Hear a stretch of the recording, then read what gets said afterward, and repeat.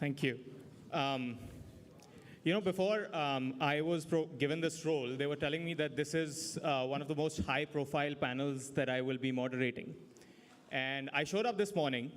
The first thing Jatin comes up and tells me is, Akul, are you sure you're ready for this? I said, I think I'm as ready as I can be. Because just for the audience, when I was growing up, my dad would constantly tell me, he's like, there is one person in Indian business that I wish you could become like, and that's Mr. Mohandas Pai. I also used to work at a team which is now called General Catalyst in India, and we have Mr. Anand Chandrasekaran here. In the audience are two people whose podcasts I've been listening to at least for the last 5 years, Mr. J. Sai Deepak and Mr. Annamalai. So when they were telling me, just do your best, I'm like, I'm as nervous as I could be. I'm going to try. And so the only thing I could change at that moment was I put in a pocket square. Because that's the only thing I could do differently. So with that, I think the idea of this panel is to talk about scaling Indian enterprises, the road to global leadership. And the way I would like to start is to talk about the evolutionary journey of Indian enterprises on the global stage. And Mr. Pai, I would like to open with you, which is having witnessed the transformation of Indian tech landscape from Infosys early days to today's startup ecosystem. What do you consider the most significant shift in how Indian enterprises have approached global markets or how they approach global markets today compared to 20 years ago? The Indian IT service industry is a role model for India because right on from 1990, they realized India was too small a market for them. They said, we'll have a global product, we'll have global quality, we will provide services around the world. And they brought in quality, they trained their people, they brought in project management skills, marketing, etc. They've grown to $235 billion with a market value of $500 billion. That's a role model for India. And much of Indian industry has sought protection from the outside world, put up tariff barriers, and made money. Today, corporate pre-tax profits are 15% of our GDP. That's very high. 15% of GDP. We got tariff barriers protecting them from everything. India was a very large exporter of textiles throughout our history, but we have not been successful in the last 30 years because we put tariffs against import of polyester fiber and polyester fabric. Because today, 60–70% of garment export is synthetic, and we protect our industry. And we hurt a garment industry, which is labor-intensive, which can provide a lot of jobs. And they've gone to Bangladesh, the neighboring area. We give them all the raw material. They do the stitching. So I think the biggest thing that should happen to India is to develop, is to treat the world as a market and make sure that you can create enterprises outside India, in India, and export and grow. Look at S&P in the United States. I think 50% of the revenues and profits come from outside the United States. So market value that you see in the stock market is not from the income you earn from America alone, but what you earn globally. So we got to tackle the global markets, and we have an Anglo-Saxon work culture. Of the top 50 digital companies in America, 50 of Indian CEOs. There's nothing wrong with Indians. It's just that the mentality has to change to say, I'm going to compete, I'm going to build for the world, I'm going to do well, and I'm going to do it, and they can succeed. That is now coming in. That's the biggest shift we had. Because, we were caged, we were suppressed, we were oppressed, we were depressed by bad policies, by over-regulations, which still kill us today. And a lot of bad policy is spoken about it, but now they're being released and people are understanding debt has come down for the corporate world. And I think we're going to see, we invest $1 trillion a year. $1 trillion a year. Third largest investment in the world after United States, China, and then India.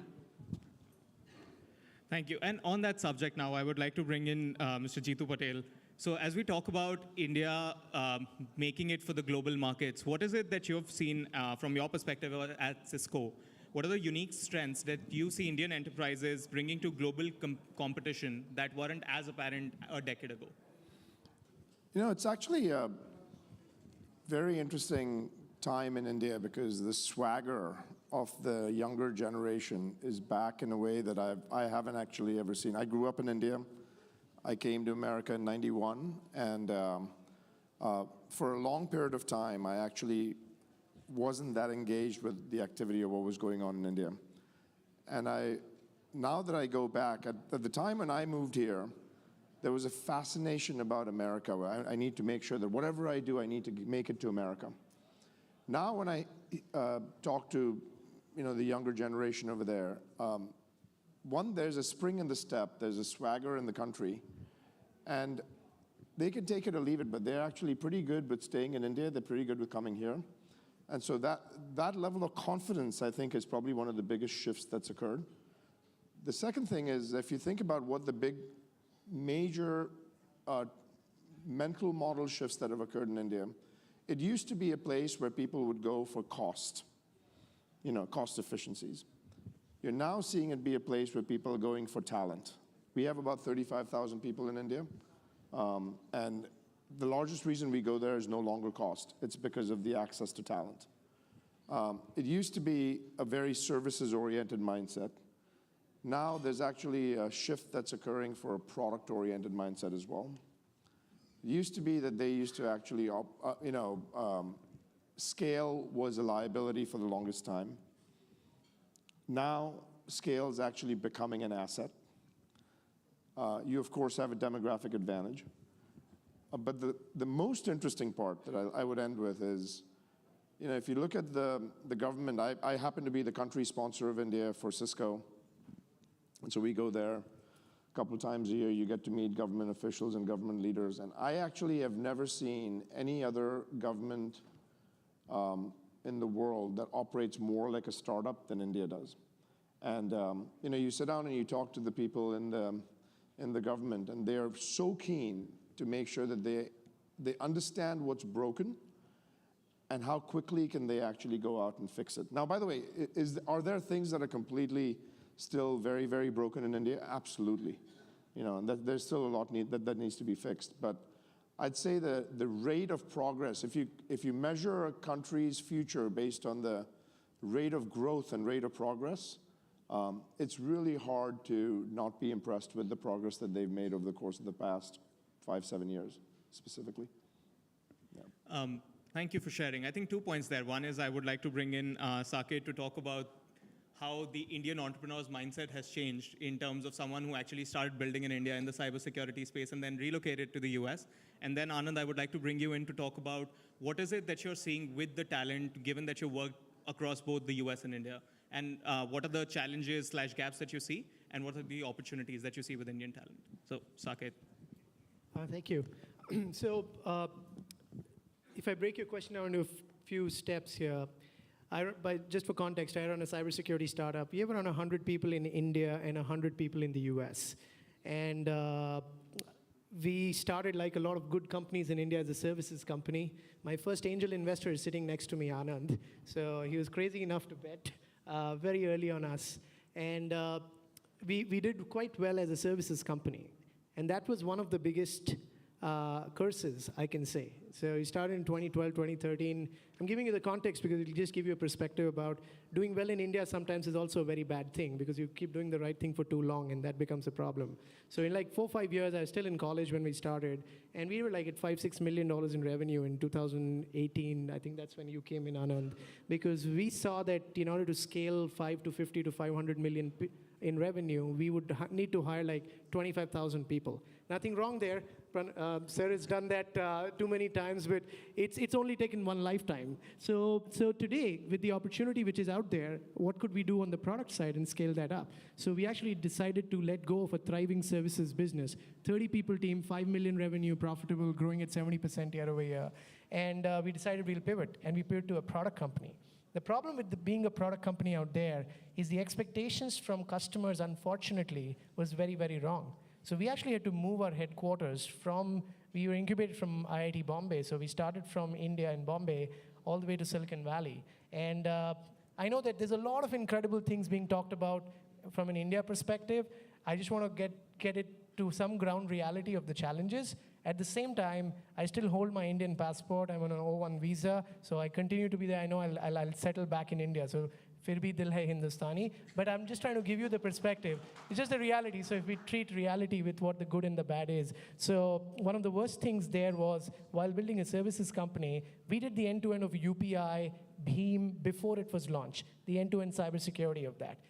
I knew every CISO out there, and I got the first $3 million in revenue from our India customers, HDFC Bank, ICICI Bank, Delhi Airport, Bombay Airport. It was one of the worst decisions of my life to start with Indian customers, because not only did they go ahead and expect a very different degree of support, but the direction in which they took us, because the maturity of those customers was so bad. Today, I have 0 people in sales in India. I do around $30 million in revenue, ARR, growing at over 100% year over year.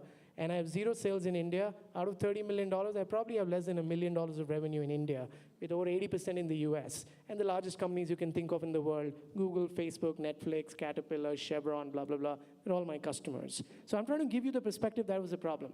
On the positive, I have 0 engineers in the US today. And I have my entire engineering team, 100 people in India. 80% of them are ex-Uber, AWS, Spotify, Netflix, Cred, Flipkart.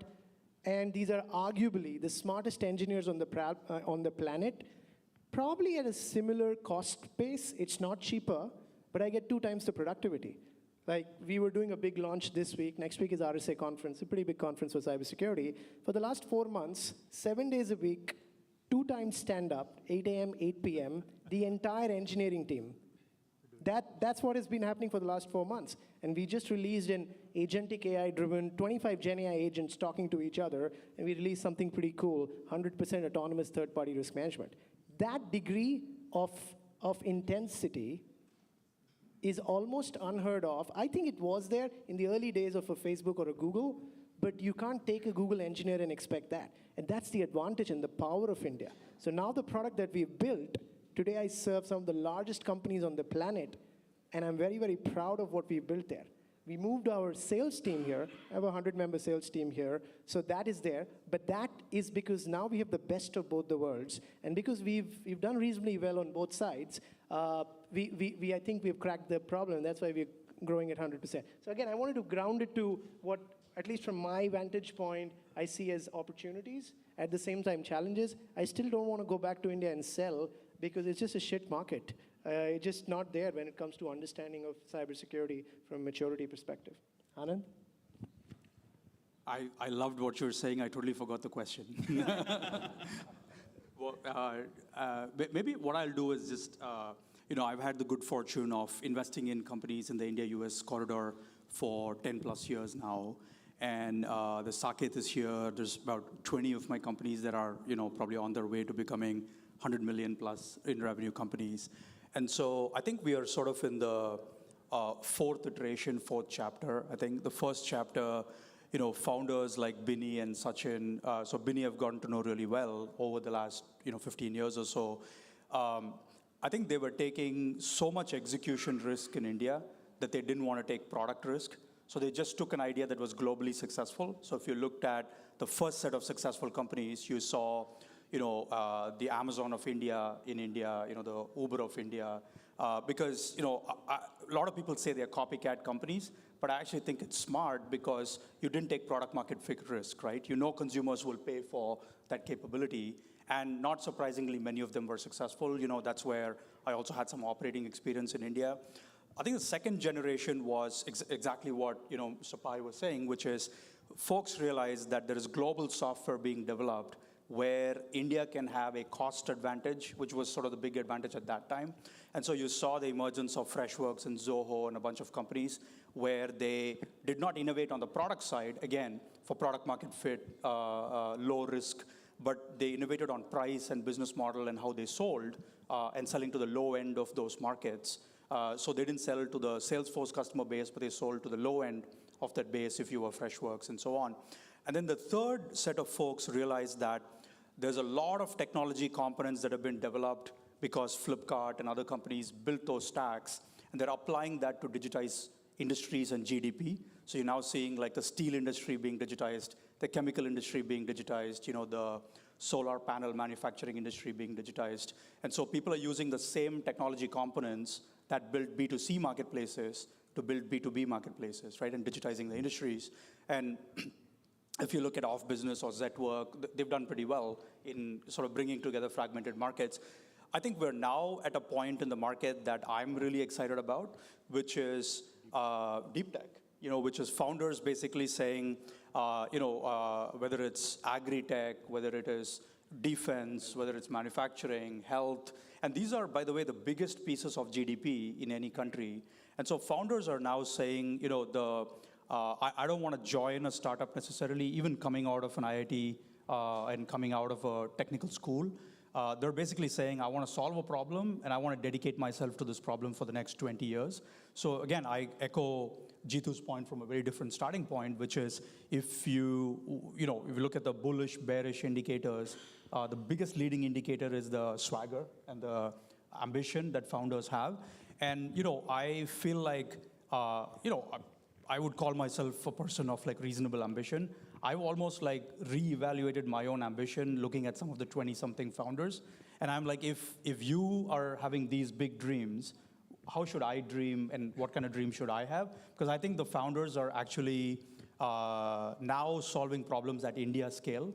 And I think it's taken 10 to 15 years to get to this place where we have to develop these muscles.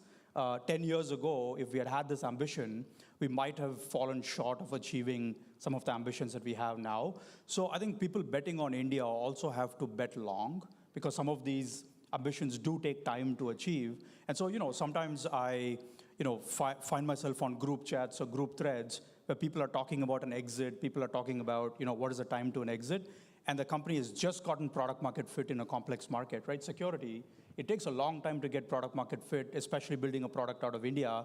And so you sometimes have to let the founders cook, right? And get to a place where they can finally dream about building these large companies. I think a couple of things that stood out for me, but one there is... Can I add one thing to what was just said? I think there's not a shortage of technical talent in India anymore, right? In fact, there's an abundance of it. There's also not a shortage of ambition anymore. But I would like to see India take more creative risk. And if I think about why is it that the technical talent is not short, why is it that there's not a level of shortage of ambition, but every major shift in a wave that happens, they're not the ones leading that wave. And so that still remains, right? Like AI is a wave that actually India could lead in a pretty meaningful way because they've got more data, they've got more people that are actually in the right technical background to be able to participate. But India is not the one that's number one in that wave right now, And I do feel like there's a creative risk dimension that probably needs to be thought through because it's the large conglomerates are doing very well, and the ambition actually is quite crazy. Like if you go talk to the big five, big six, which we have the privilege of talking to all the major top people over there all the time, there's nothing ambition-wise as a market that they're not chasing right now. There's not a single market that they're not chasing, right? But when you get down to the investments that need to be made, we ought to make sure that the capital structure on how investments get made in startups have a level of boldness that I feel like US has benefited from. Like you can go raise a couple $2 billion over here to go do something pretty meaningful in AI. It's still hard to do that in India right now. Yeah. I want to add, the biggest challenge, like it says, is capital. You see, China had a 10-year plan in 2015 where they said, we're going to invest $150 billion into AI. They funded it. They're a very dominant power. America has been doing it because you've got a free market economy, abundant capital here, risk capital here. China said, we're going to invest in EV. And they invested $100 billion. They gave subsidies. They dominate the EV field. Solar. Even in solar panels, they dominated by giving manufacturing. China did it with capital.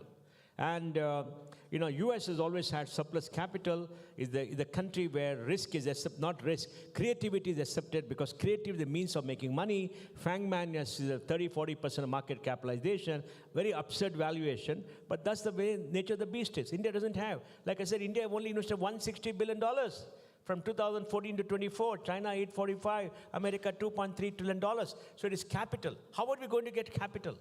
Capital has to come from institutions. Our insurance companies don't invest in any funds. We got about $1.2 trillion of insurance assets. They don't invest because of stupid regulations. all right? And then our university endowments cannot invest at all. They're small, but they can invest, okay? And the third thing is, if you have many other private endowments, family offices, they're coming in, but they're just growing. So the investable capital is the challenge. Government of India and state governments spend $110 billion a year in subsidies. $110 billion, 9 lakh crores. To those of you who know crores, it's an enormous amount of money, which is right. We cannot crib that because we want people to come up and all that. But they must spend at least $5-10 billion in innovation and R&D, which they have to do. And I think that's what I want my friend to carry forward, to tell people, invest in them, because that is what is going to pull up the whole country. Because value is created disproportionately at the top. We're not at the bottom and the middle. At the top, we have to do. And we can't be overtaken by China. We can't be a colony of America. We can't be a colony of China. And we have the capacity, like you said. It's not that you lack anything. Most countries lack the human capital. We have enormous human capital.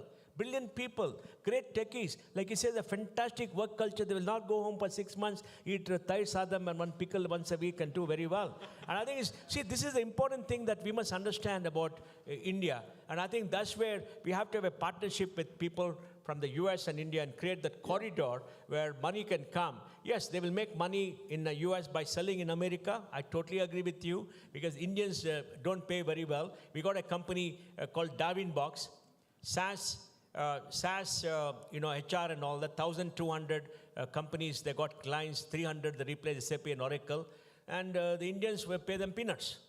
And they got to drop their pants to get the business there in India, which is very sad, because they think that they're born to value. They beat you up. In America, they treat you with respect, they pay you reasonably well, right? I think, like, if you think of R&D, I think India is good on the D dimension, but not the R dimension. Yeah, not the R dimension. And the R dimension is actually pretty important for AI. 500 computer science PhDs in the country, peanuts. More Indians go to America and do PhDs than 500 there. Okay? Our universities are not funding. And the IITs are very good, but they're mostly teaching institutions, because they focus on teaching, which is nothing wrong. But we need more money for R&D. Money is the problem. Capital is the problem. And that is the thing that we have to solve together as a people in the next few years. Well, good news, Cisco is doing its part. Yeah. We're investing very heavily in India. Give us $20 billion for 5 years, man. Don't give us peanuts. 20 billion, a small change for you. You got how much? 300 billion cash in the balance sheet? So it's going to be 20 from Cisco, 20 from Infosys, so that makes 40. And we have a good deal here. Awesome. Switching gears a bit. I think we've spoken a bit about the talent. We've spoken a bit about the challenges with the capital that we are facing. I want to talk about your experience in execution specifically now, which is, what are the challenges that you're seeing Indian entrepreneurs face when they scale globally, and some of them that they don't really know that they will face? What are some of those underestimated challenges that you're seeing? And I'd love to get a comment from all of you on that. Yeah, I can start with that one. I have been an investor, but I've also built products in India. And the biggest one, I would say, fully agreeing with what Jeetu was saying earlier about creativity, is when I would chat with founders, I would hear the word jugaad a lot when I moved to India. And it's kind of a double-edged sword, right? On one side, it's meant to convey hustle, and it's meant to convey doing a lot with a little. And I think India does get a lot of credit for stretching the dollar and doing a lot with a little, and kind of hustle in that sense. But in working in India, working with teams in Indian companies, one thing I've found is that it's also come to convey a sense of compromise and a sense of not striving for excellence. And what I mean by that is there's creativity in terms of large ambition and the kind of ambition that requires capital. But there's also creativity in the last 1% of finishing products. There's creativity in the last 5% of finishing products to convey a sense of excellence that your ambition, you then put in your products. And I feel like that just being in the trenches has been also a gap, where ultimately what that results in is that you give up a little bit of your control to some overlord somewhere else, who then controls the quality and the excellence in the product. And I think that it's not like the innate ambition isn't there, but I think that somewhere in the execution, the the sense of 80-20, the sense of kind of being frugal with the dollar, gets in the way of that uncompromising excellence, which also falls under the Jugaad attitude, where it kind of gets in the way when it comes on the last 1%. So that's probably the one thing I would say in addition to everything else that's been said. Yeah, I think, so my team generally accuses me of being just too direct.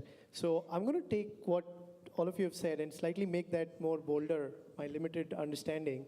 Instead of using the word creativity, I would actually call it courage.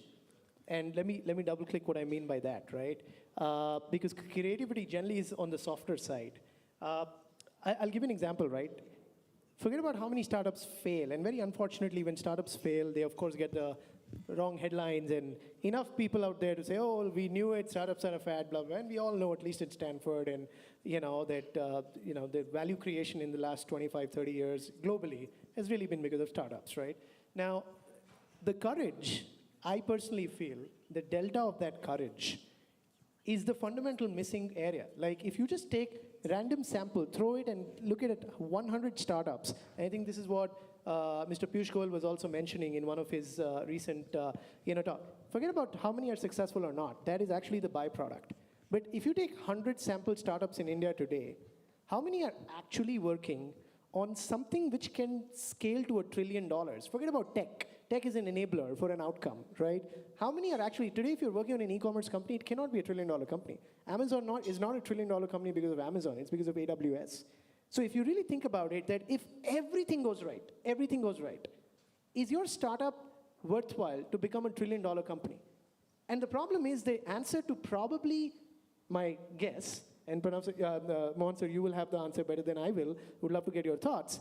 Probably majority of the startups, 60, 70 of them in India, if you take 100 and step, if everything went well, you still cannot be $1 trillion company. Why? Because in India, the biggest company is still Reliance, which is $250 billion. So what I'm trying to get towards is, if you're in India and the borders have vanished when it comes to technology, why are we not at least dreaming to say, I'll do this, and if everything goes well, this has the legs to become $1 trillion company. And the last piece, which I'll close with, is I thought that I'm coming here, I'm chatting with you, you guys will agree, disagree, go back, and we'll go back to our normal selves, right? What can help? Because I was born and raised in India. I was very fortunate, I got some incredible investors, so I moved to the Silicon Valley 6 years back. And I'm doing this in my own little way. But if everybody's sitting here, we can almost if you guys can take this initiative, almost create like a Stanford India bridge, where coach or teleport an entrepreneur from India. And when I say teleport, it doesn't have to be cost-wise, but just what you see out here and the vantage point and the horizon, and make a standard model like a Y Combinator, where you don't have to do anything. Say, give me 0.2% of your company. I'm a student at Stanford, no money required. I will spend 4 hours a week with you. I can tell you there'll be dozens of startups in India who would love to get your guidance just to do that. And it's a win-win for everybody because you're getting some equity. At the same time, it's not like it's a full-time job. And that allows those people back in India who still cannot dream of $1 trillion company to start dreaming, because here, if you throw a stone, it probably falls on anybody and everybody who thinks that their company will be $1 trillion, at least on Excel sheets. So I think that's like the big delta of taking the courage to really go and say, is the problem big enough that I'm solving, which can tomorrow become $1 trillion company? Look, I like his chuspa, and it happened because he came from Mumbai, in Porel, or wherever place he stays, to here. And here you can dream of $1 trillion because all the $1 trillion companies are in the US. They're not in the UK, they're not in Japan, they're not in Germany, they're not anywhere else. China too, I don't think it's got $1 trillion company yet. I think it was, but they're only in the US. Why the US? $32 billion, trillion dollars of GDP, $2.5, $3 trillion of tech purchases, a huge market. And the market gives you disproportionate value to innovation. And you can dream and you can grow. India, there's no market.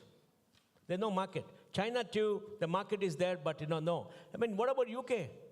Enu Germany? No. What about Japan? No. So let us not take the US example, say India might have, because it's not going to happen. Let's be real. What we need is, taking a cue from him, young people say, I'm going to create a $100 billion value company. That they can do it.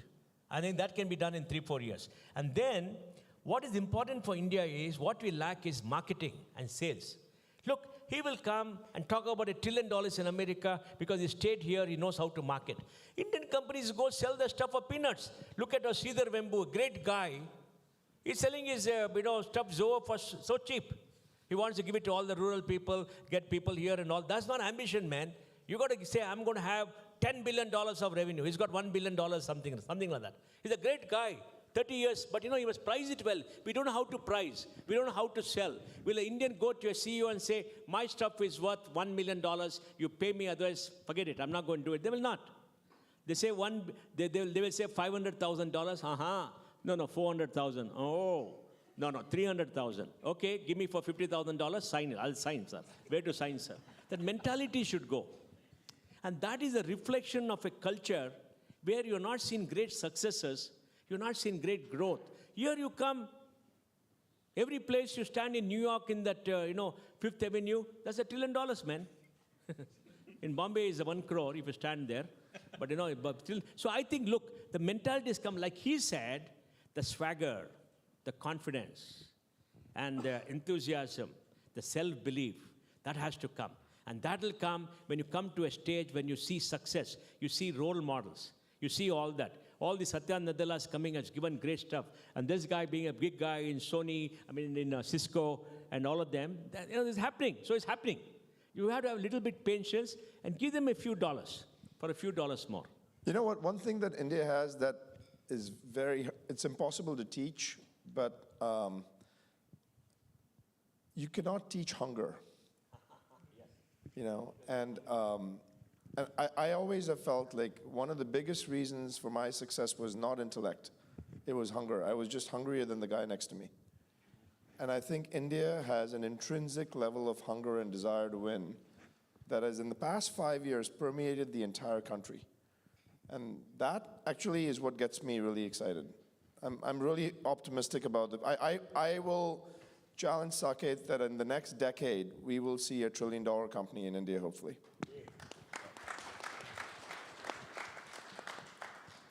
On that note, I've been told that we only have 5 minutes left about 3 times now. So we'll just take 2 questions here, if we could. Yeah, I think we have one over there.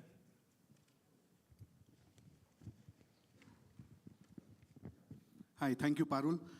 Thank you for this wonderful panel. I'm a Stanford alumni and also a Cisco alumni. So Mohandas ji, when you gave your keynote before this panel started, you spoke like a true CFO. You rolled out so many great numbers. I wanted to talk about the research institutes in India, right? IITs and others. You said money is the 20 billion you talked about. But is that really the only thing? Or what are the other reasons why we talk so many years? I'm also from IIT. It's not happening. What other factors? And what about NGOs? A culture of starvation cannot produce excellence. When you're mentally defeated and you're starved, you cannot understand what it means to get good equipment.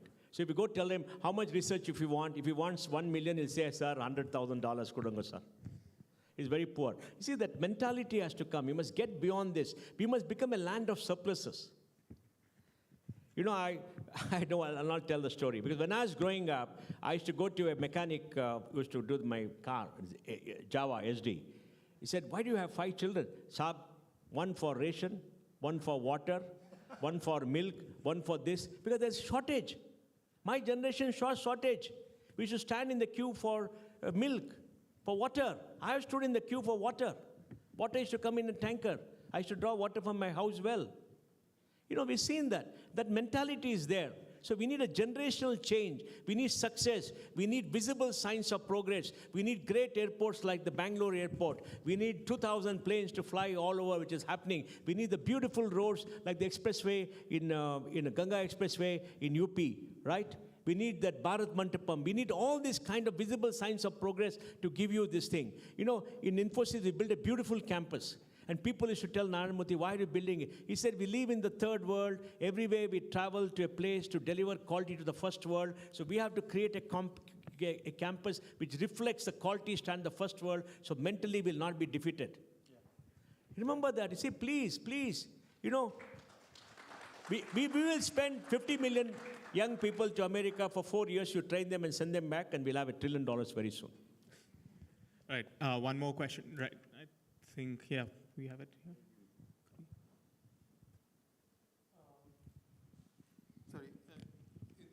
less of a question than a comment that I would like to make, given we have been discussing research and excellence of India in research. So I'm lucky to be part of the string theory research community in India. I recently started a faculty job there. And I want to point out that that's theoretical physics is one field where, especially in string theory, where contributions of Indians working in India have been second perhaps only to the US. We have people like Professor Ashok Sen, who works out of Bangalore, and he was one of the first recipients of the Milner-Zuckerberg Fundamental Physics Prize. This guy spent all his life in Allahabad and was basically so single-handedly responsible for the so-called second superstring revolution. So we have areas of human expertise, even though mathematically very abstract things like string theory, but where we have already proven the fact that we are the best in the world. We are not the second best, we are the best. I think this is one area that maybe we should let it sink in. There might end up being just 3 superpowers in the world, right? There's the US, there's China, and I think India has a real shot. And I mean, it's got everything, and you know, arguably it is already, but it'll be the third largest economy by 2030. It's quite remarkable to see that. Even a decade ago, I don't think people would have believed that. So the pace of progress is actually the thing that's the most mind-blowing for me. All right, we have 2 minutes, so 30 seconds each. Last question for all of you. We're sitting in 2025. One bold prediction for Indian enterprises in 2035. 30 seconds each. Start with Saket. That's easy. You spoke about 3 superpowers. I would say one of the top 3 companies on the planet would be an Indian company.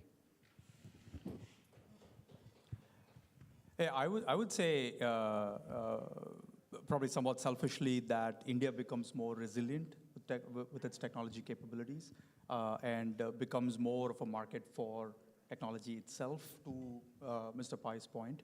And this pain that we started off with goes away in 2035 because the value of the technology is well understood in India. You know, I would say that India needs one thing: to remove a lot of unnecessary regulations. We need regulations to take for a $4 trillion economy to 10 trillion, not get stuck at a $1 trillion economy. So we need radical change in the country. And I think by 2030, India will have the largest number of $100 billion companies in the world after the United States. I'd like to see it dominate in AI more. I feel like that's an area where there's a huge amount of intrinsic advantage, and I don't think we've fully capitalized on that yet. So that would be the area that I'd love to see India do more in. Thank you so much. Can we have a round of applause for the panel, please?